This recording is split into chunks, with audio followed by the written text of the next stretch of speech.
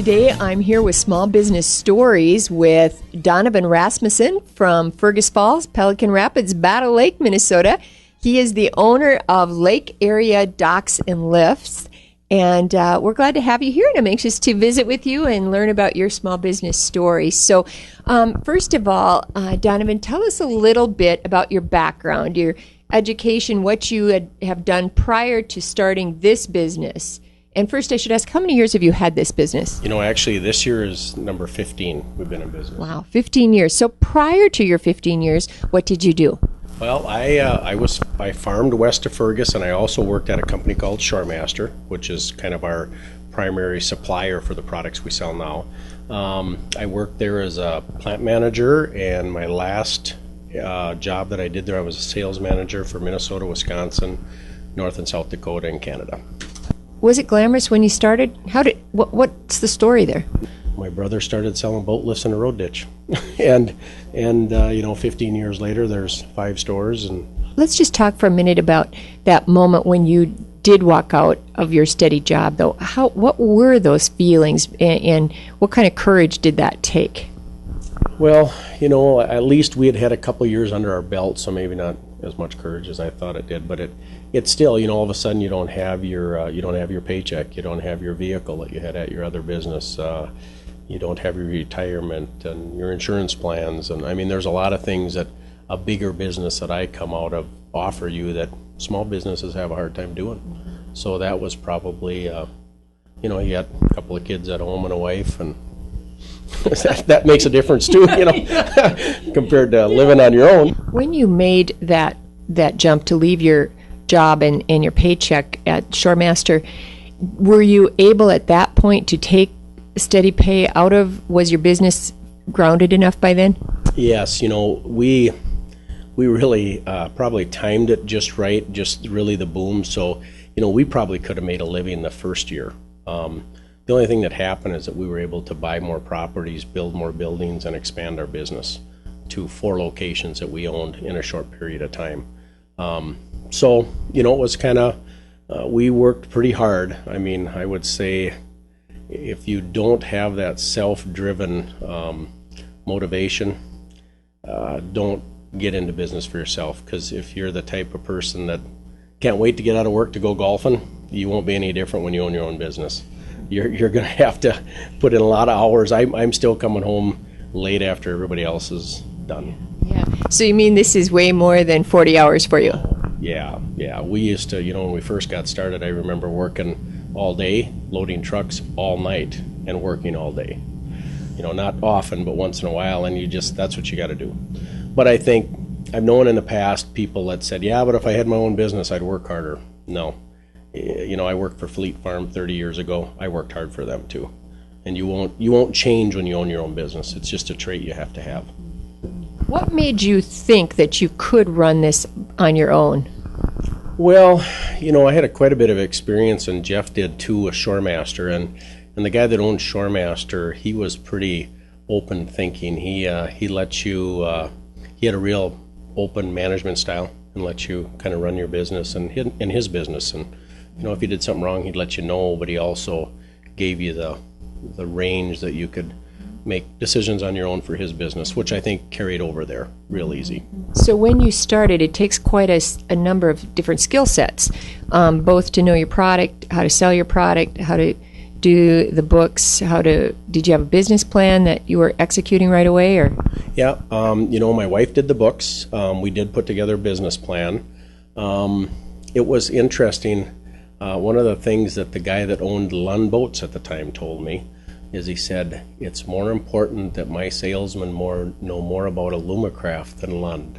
So one of the things that we learned being dealers, we actually got more skilled on what our other competitors were selling. And I think when we went in the off season to help Shoremaster, that was a huge benefit, that we probably knew more about our competitors' product than anybody else. When we talk about the profits in a business, talk about profit versus cash flow versus what you do with the profits.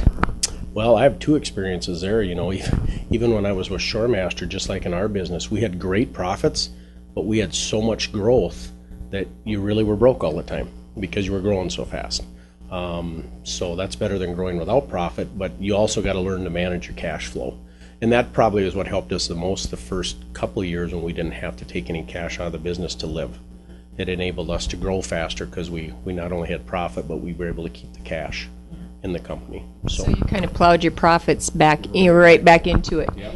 Do you still, how many years was it before you felt you could take some of that profit to actually maybe change your lifestyle? I think we were, we were pretty conservative the first 6, 7, 8 years, I think. But then we were able to pay ourselves. But we never really did, even to this day, go overboard on that. I pay myself a reasonable wage, and my brother runs his business the same way. And at the end of the year, the profits you have are what you have. There's other people that, when I got into business, the one thing I kind of forgot is that you're not only making a living for you and your family, but you're making a living for other families too. And, with ups and downs in businesses, that's probably the hardest thing you ever address is all of a sudden if you have a slump in business like we had a few years ago here, there's people you have to let go that are your friends. Just because you have to readjust your business plan because now the sales aren't there. And then, when they come back, you feel good about it. But boy, when you have to make those tough decisions, that's no fun. That's for sure. Yeah. So tell me about the staff. How many people do you have at Lake Area Docks and Lifts? We'll probably have 20 or 25 here. My brother kind of the same way in the Brainerd area. And then full-time, I suppose we got 3 or 4. So it's definitely a seasonal business. We employ a lot of kids. It's kind of fun to watch them come out of high school, go all the way through college. I got kids that work all the way through Concordia or NDSU that are teachers now in Fargo that come down and work every summer for me. What's the most important trait you look for in a staff person? If they're willing to work hard, the rest you can teach them. It's hard to teach work ethic. How has owning this business affected your family? I used to be home probably more year-round, and now, in the summertime, which I think is good. My wife would probably argue that. I think it's good that sometimes I can't make it to everything. I think the kids realize that Dad's doing this, and this is what he's got to do.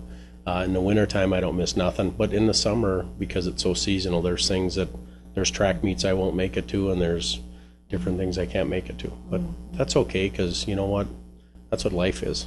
So they better learn it young because it'll be a bigger shock when you get out of college going, what do you mean I can't leave at 5? Especially if you're an owner. You got to get the job done. Yeah. What skills, what personal trait do you think it takes to be successful in a small business? Well, I think work ethic is number one. I think the ability, for me, to be smart enough to know what you're good at and what you're not good at. And don't feel bad. Don't spend a lot of time doing things you're not good at. Do what you're good at, and things you're not good at, if it's bookkeeping, hire those people and do what you do well. Was it difficult for you to make the transition to really looking at the numbers as a business owner to say, let me see what's happening, and how often do you do that? How often do you evaluate where you're at? Well, the good thing with computers, now we can do that weekly, daily. When we first started the business, you couldn't. Then it was probably harder. I hate to say it, but you really didn't look to see how well you did till the end of the year. Now we can pull up, and I think my brother even does that more. He's 7 years younger than me, so I think he's on his computer every day and seeing where sales are and where margins are and stuff like that. So I would say we look at it, weekly. Talk to me about how you handle the risk in this business. Do you? I imagine with the kind of inventory you have lots of dollars out there, and your relationship with lending institutions, that sort of thing. The company that we work with, mostly Shoremaster, had an interest-free floor plan that really helped dealers have product on hand. Because in our business, if you have it on hand, you'll sell it. If you got to wait a week to get it from the factory, you won't. So that was a blessing. But you know what? Now it's probably tighter. But again, we had most of our growth I can remember calling up a bank and saying we're going to build a store, and they said, send us the bills, we'll pay them. I don't know if that would work right now, just because I think they've tightened up, which is probably a good thing. I'm not saying it's necessarily bad, but I think it was different. So it was pretty easy for us to grow.